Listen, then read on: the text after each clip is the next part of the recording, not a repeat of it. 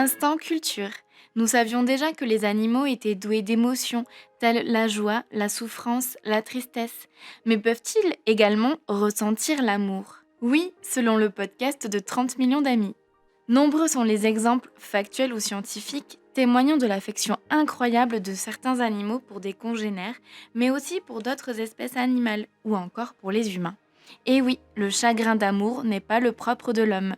Cela ne fait aucun doute selon Jessica Serra, spécialiste de la cognition animale. Chez les animaux monogames, à chaque fois que le partenaire décède ou disparaît, on assiste régulièrement à une dépression ou à un grand stress chez l'animal qui reste. Beaucoup ne veulent pas retrouver un autre compagnon. Ainsi, une étude publiée en 2019 a prouvé que des poissons zèbres déprimaient lorsqu'ils étaient séparés de leur moitié. Et parce qu'une image vaut 1000 mots, l'émouvant cliché de deux manchots pygmées enlacés après la perte de leur partenaire compte sans doute parmi les plus belles preuves d'amour entre congénères. Le photographe qui a immortalisé la scène, Tobias Baumgartner, s'en souvient. Un bénévole s'est approché de moi et m'a dit que la femelle âgée avait perdu son partenaire, et apparemment le jeune mâle aussi.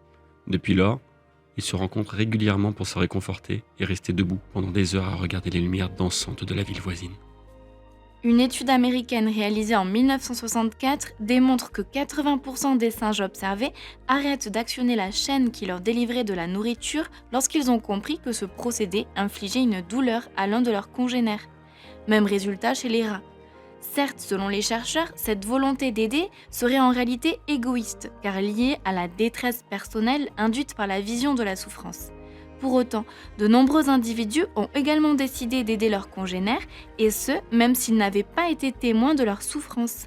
Pour s'en convaincre, il n'y a qu'à observer les multiples cas de solidarité positive chez de nombreuses espèces, telles que les girafes, les baleines ou les singes. Chez nos 30 millions d'amis, l'amour ne connaît pas non plus la frontière des espèces. Et plus les rencontres interespèces se forment en bas âge, plus elles auraient tendance à perdurer. Ainsi, selon le biologiste éthologue Jacques Prescott, des animaux domestiques d'espèces différentes, s'ils ont été élevés en présence l'un de l'autre, peuvent trouver un réconfort à être ensemble, à jouer ensemble ou à profiter de la protection l'un de l'autre. Cette aptitude à établir des liens de camaraderie interspécifiques est encouragée par la domestication. En témoigne l'incroyable amitié entre Winnie, un chien handicapé et abandonné par ses anciens maîtres, et Wilma, un cochon abandonné sur la voie publique, inséparables depuis leur adoption par un foyer aimant. De tels liens sont bien plus rares chez les animaux sauvages d'espèces différentes. Ils en sont d'autant plus magiques.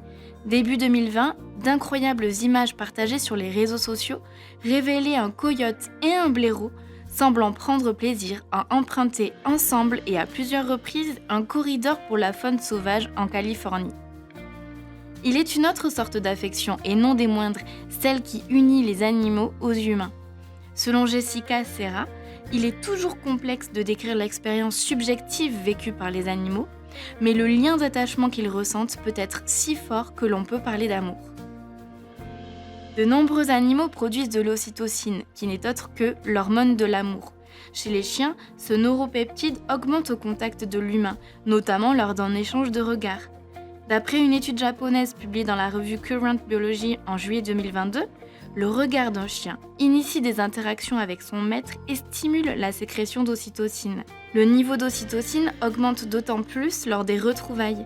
En témoigne l'incroyable excitation de nos compagnons sur pattes après une longue séparation. Saut en l'air, battements de queue, jappements et larmes de joie. Même à distance, les chiens expriment leur joie, donc leur amour pour leur maître, lorsqu'ils contemplent une photo de ces derniers, mais aussi en reniflant son odeur ou encore en entendant sa voix. Des tests de neuroimagerie réalisés en 2014 ont effectivement prouvé que le cerveau des canidés réagissait très fort dans ce type de situation. Nul besoin toutefois d'études scientifiques pour prouver l'amour des animaux, quelle que soit son espèce, à l'égard d'humains. Si vous souhaitez retrouver ces belles histoires en images, n'hésitez pas à vous rendre sur notre site 30millionsdamis.fr pour en découvrir d'autres. Et ne manquez pas de vous abonner à notre chaîne YouTube Fondation 30 millions d'amis et nos réseaux sociaux, Twitter, Facebook, TikTok et Instagram. Merci pour votre écoute et à très vite.